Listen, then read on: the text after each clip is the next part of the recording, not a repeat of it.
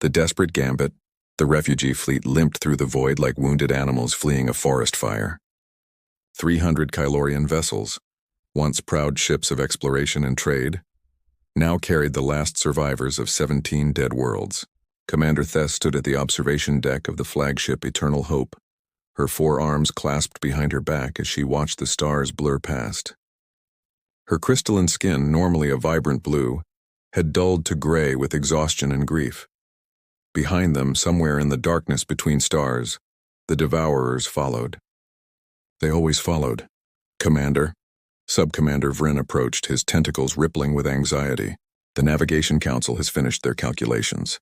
At our current speed and trajectory, the Devourers will overtake us in 72 hours.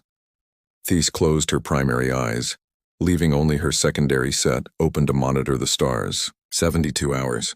After running for 3 years, after watching world after world fall to those mechanical monstrosities, they had 72 hours left. The Devourers consumed everything, breaking down matter at the molecular level to fuel their endless replication. No weapon could stop them. No shield could hold them. Every civilization that had stood against them had fallen. "Show me the star charts," Thess commanded, her voice carrying the weight of responsibility for 12 million souls. The holographic display materialized before them, showing their position at the edge of charted space. Ahead lay a vast region marked in red, overlaid with warnings in a dozen languages. The silent sector. "Human space, no," Vryn said immediately, reading her thoughts. "Commander, you cannot be considering this. The humans, they're worse than the Devourers. At least the Devourers just kill you." Thess studied the warnings. They were old, some dating back 500 years to when humanity had withdrawn from galactic society. After suffering betrayal and exploitation from the very races they had tried to befriend, humanity had retreated behind an impenetrable barrier of automated defenses and quantum mines. Ships that entered human space didn't return. The few distress signals that escaped spoke of weapons that defied physics, of humans who had abandoned all pretense of civilization and embraced pure warfare. 72 hours, Vryn, Thess said quietly. In 72 hours, every child on these ships will be dead. Every elder, every artist, every last memory of our people will be consumed. The Devourers will add our mass to their own and grow stronger. But the humans might kill us quickly, or they might not. It's a chance. Thess turned to face her second-in-command. We've transmitted distress calls to every civilized world. The Galactic Council sends thoughts and prayers while they debate. The Harmonious Collective wishes us well, but claims non-interference. The Trade Federation offers to buy our cultural artifacts before we're destroyed. Only the silent sector remains. Around them, the bridge crew had stopped pretending to work, all attention focused on their commander. These were not soldiers, but scientists, teachers, merchants, people who had never expected to flee for their lives across the galaxy. "Signal the fleet," Thess commanded. "We're changing course." The next hours passed in tense preparation. Parents held their younglings close, not telling them they were flying toward a different kind of death. Engineers worked frantically to boost their failing shields, knowing it was probably futile. The medical staff prepared for the worst, though what the worst might be when dealing with humans no one could say. As they approached the boundary of human space, the first signs appeared. Ancient beacons, still functional after centuries, broadcast their warnings in perfect Kylorian. The language updates were recent, less than a week old. Someone was maintaining these systems. Someone was watching. "Commander?" The sensor operator's voice shook. "I'm detecting something. Quantum signatures unlike anything in our database. They're everywhere, all around us, but I can't get a solid reading." Thess felt her skin pattern shift to defensive camouflage instinctively. "Steady. Maintain course." The moment they crossed the invisible boundary into human space, every weapon system on every ship in the fleet went dark. Not damaged, not destroyed, just switched off. The panic that rippled through the fleet was immediate and absolute. "Engineering reports our weapons are intact but non-responsive," Vryn reported, his tentacles now rigid with fear. "It's like they've been locked out at the quantum level. How is this possible?" Before Thess could respond, space in front of them twisted. A ship materialized from nothing, smaller than their flagship but radiating a menace that made the Kylorians' prey instincts scream. It was angular, brutal in its efficiency, with no attempt at aesthetic beauty. This was a tool built for one purpose: war. The communication system activated without anyone touching it. The face that appeared on the screen was unmistakably human. Bipedal, mammalian with those infamous forward-facing predator eyes. The woman wore a simple uniform with no decoration save for a name tag. Rodriguez M. Kylorian Refugee Fleet, the human said in accented but clear Kylorian. I am Captain Maria Rodriguez of the Earth Defense Ship Remember Phoenix. You have entered sovereign human space. You have 15 seconds to explain why we shouldn't reduce your fleet to component atoms. Tess stepped forward, spreading her forearms in the universal gesture of surrender. Captain Rodriguez, I am Commander Tess of the Kylorian Refugee Fleet. We seek asylum. Behind us comes a threat to all life in the galaxy. The Devourers. We know about the Devourers, Rodriguez interrupted. Her expression didn't change, but something flickered in those predator eyes. We've been monitoring their advance for 18 months. We know about the worlds they've consumed. We know the Galactic Council has done nothing. We know you've been running for 3 years, 2 months, and 16 days. The bridge fell silent. Tess felt a cold that had nothing to do with temperature sweep through her. You've been watching? We watch everything, Rodriguez said simply. The question is, why should we care? Your people, your Galactic Council, your great civilizations. You exiled us, sanctioned us, tried to exterminate us when we grew too strong. Now you come begging for help? Tess's skin flushed with shame patterns. Every Kylorian knew the history, how their ancestors had participated in the betrayal of humanity, fearful of the new species' rapid advancement and unwillingness to accept subordinate status. You have every right to refuse us, Tess said, but there are 12 million souls on these ships, Captain. Many are children who have never known anything but running and fear. If you have any mercy, Rodriguez laughed, a sharp sound that made several bridge officers step back. Mercy? Humans don't do mercy, Commander. We do survival. We do pragmatism, and we do war. She paused, studying something off-screen. The Devourers will reach this boundary in 68 hours. If we let them consume you here, they'll be knocking on our door stronger than before. Then you'll help us? Hope crept into Vrin's voice. We'll help ourselves, Rodriguez corrected. You can come along for the ride if you follow our rules. First rule, you do exactly as we say when we say it. Second rule, you don't question our methods. Third rule, when this is over, you tell the galaxy exactly what you witnessed here. Tess didn't hesitate. We accept, Rodriguez nodded. Follow my ship. And Commander, you're about to see why the galaxy was right to fear us. The human ship turned and space bent around it in impossible ways. The refugee fleet, weapons still locked, had no choice but to follow into the heart of human territory. As they traveled deeper into the silent sector, Tess couldn't shake the feeling that they had traded one predator for another. But perhaps, she thought as she watched the human ship slice through space with terrifying efficiency, that was exactly what they needed. The Devourers had been the galaxy's nightmare for decades. They were about to learn what it meant to become humanity's prey. The unleashed storm New Gibraltar wasn't on any star chart the Kylorians had ever seen. The human fortress world materialized from behind layers of cloaking fields and dimensional distortions that made Tess's secondary eyes water just trying to process them. It was a planet that shouldn't exist, orbiting a star that wasn't there, in a system that defied conventional physics. The surface bristled with defensive installations that looked more like metallic mountains than weapons. Cities weren't built on the planet. They were carved into it, going deep beneath the crust, and surrounding it all, thousands upon thousands of ships hung in perfect formation, not just warships but things that defied classification, geometric shapes that hurt to perceive, vessels that seemed to phase in and out of reality, and swarms of something that moved like liquid metal through space. Captain Rodriguez had said nothing during their approach, but Tess noticed the human's slight smile when the Kylorians gasped at the sight. The refugee fleet was guided to a massive docking structure that extended from the planet like a skeletal hand. All refugees will be transferred to quarantine zones, Rodriguez announced. Your ships will be retrofitted with temporal shielding. You have 4 hours. Vrin's tentacles writhed in confusion. 4 hours? The Devourers are still 60 hours away. Rodriguez turned those unsettling, forward-facing eyes on him. No, they're accelerating. The moment you entered our space, they increased speed by 300%. They know we're here. They're coming for us, not you. The evacuation was swift and efficient. Human soldiers encased in powered armor that made them look like walking tanks. guided the terrified Kylorian civilians to transport ships. Tess noticed that despite their fearsome appearance, the humans were surprisingly gentle with the younglings, even offering what might have been attempts at reassuring smiles. Though the display of predator teeth had the opposite effect. Tess and her senior staff were taken to a command center, buried deep within New Gibraltar.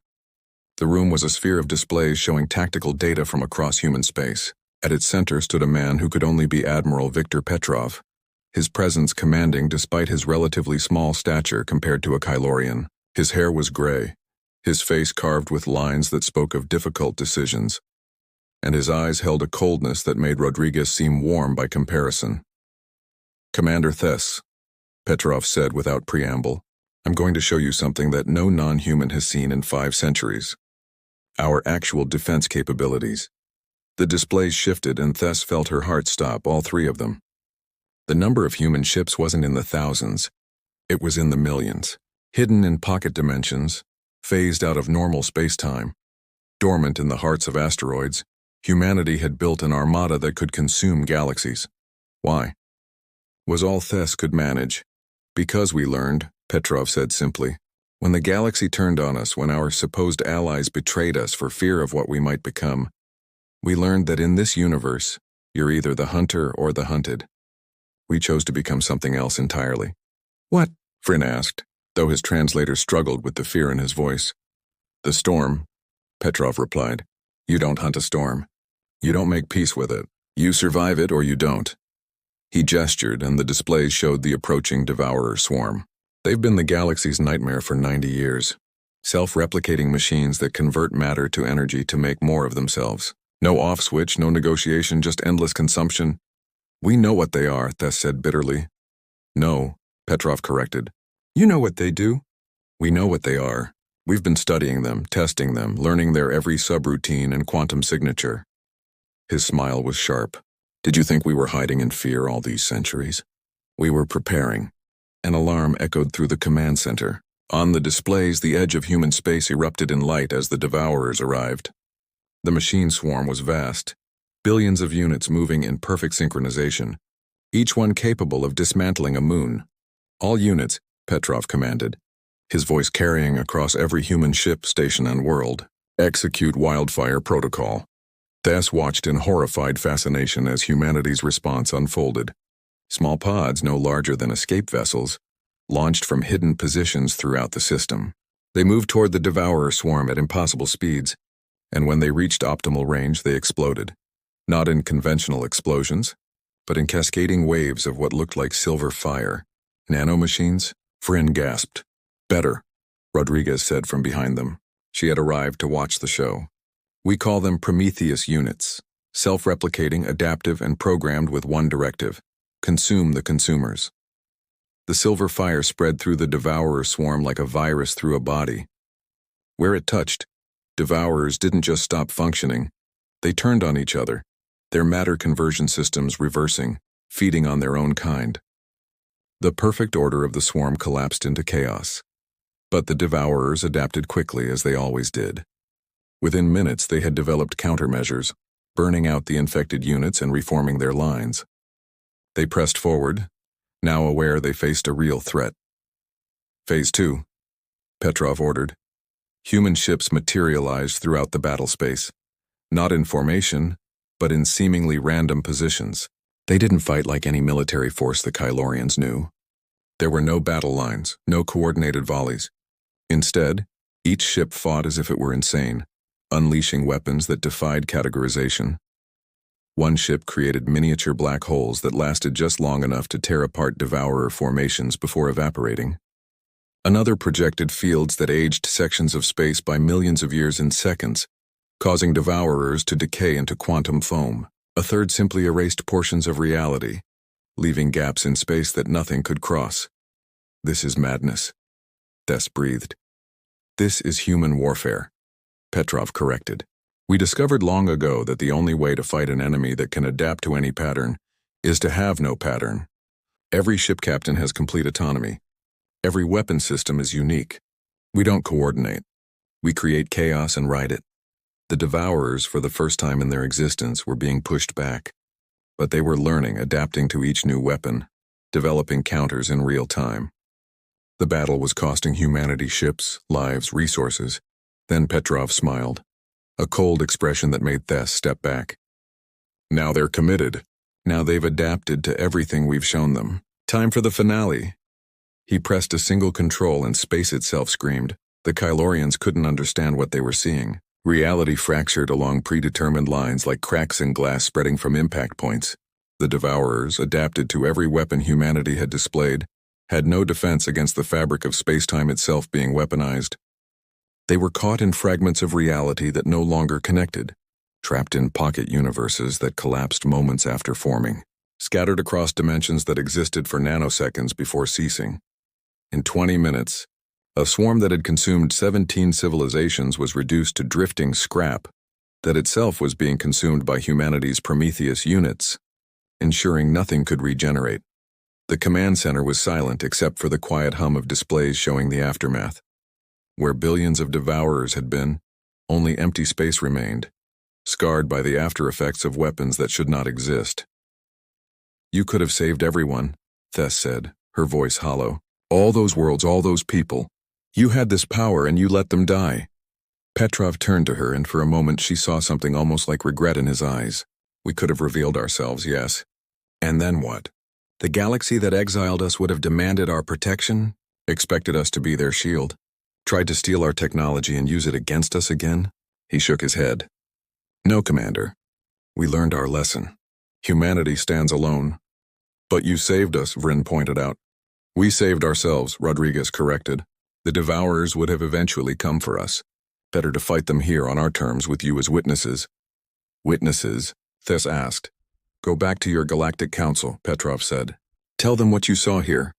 Tell them that humanity has evolved past their petty politics and grand betrayals. We don't seek vengeance or reunion. We seek to be left alone.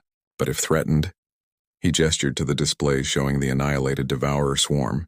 We respond. The Kylorian refugees were returned to their ships, now upgraded with human temporal shielding that would protect them from most known weapons.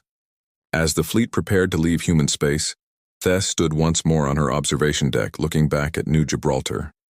Rodriguez appeared on the communication screen one final time. Commander, a word of advice. The galaxy will want what we have.